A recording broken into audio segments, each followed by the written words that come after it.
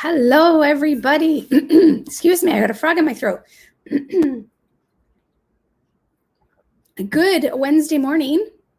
How are you guys? I am hopping on here because I want to talk to you guys about weight loss roadblocks. So often we think we are doing everything right. We are, following this diet or following that diet, and we're doing this and we're doing that, and we are still not seeing results.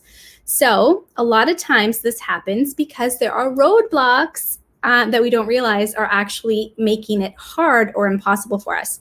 The first and biggest one is our blood sugar. So often we have blood sugar imbalance and we don't realize this. Every time we eat something, I've said this before, but every time we eat something, we get our body is actually signaling to our pancreas to release some insulin, and that insulin is going to work and it's doing all of the things, taking that glucose around our body.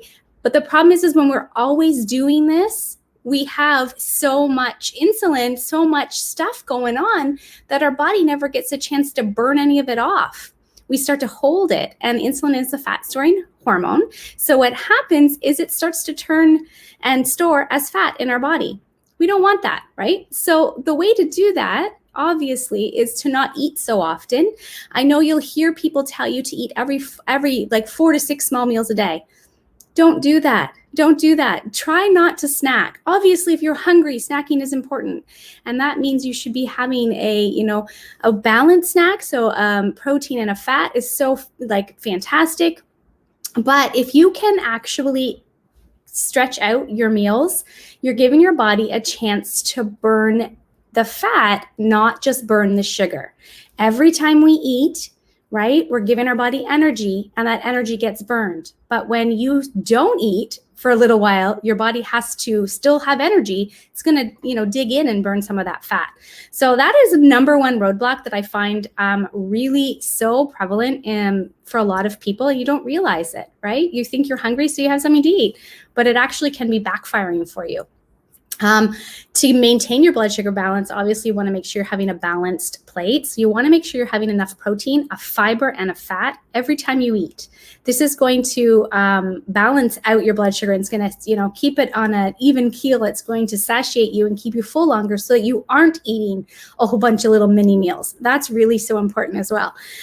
So those are two huge roadblocks that I see so often that people don't recognize as a potential issue. Now, it might not be for everybody because everybody is different, right? But this is something that can happen. And stress, oh my goodness, stress is a huge one. When we feel stressed, cortisol and insulin are besties, right? So your stress is elevated. So that's your cortisol being elevated, and it's going to signal to insulin to come in and rescue you. And then we're right back to the same issue with the blood sugar. So you really want to do things to kind of mitigate your stress. Look at your lifestyle, practice self-care, so important. Obviously going for walks, having baths, reading books, doing the things that, help you minimize that stress feeling in your body is really important. Meditate, So I love to journal every day. I find that really helps me. You find something that works for you. So important to do. The other thing a lot of people do, and I've been guilty of this as well, is we over-exercise. Right? We're trying to lose weight. We're trying to feel better. So we you want that good feeling, that hormone rush, that dopamine hit. So you exercise and you love the way it makes you feel. So you do it more and more and more. And I'm not here to tell you not to exercise. Exercise is super important. Everybody needs to do it. But we can actually, especially women in our 40s and over, we can over-exercise. And I'm talking like the strenuous, hard exercising. Walking is different, yoga is fine, all of those kinds of things. But when we over-exercise, we are putting our body in a stress state. So our body is, again, releasing that insulin. It's like doing all the things to keep us safe.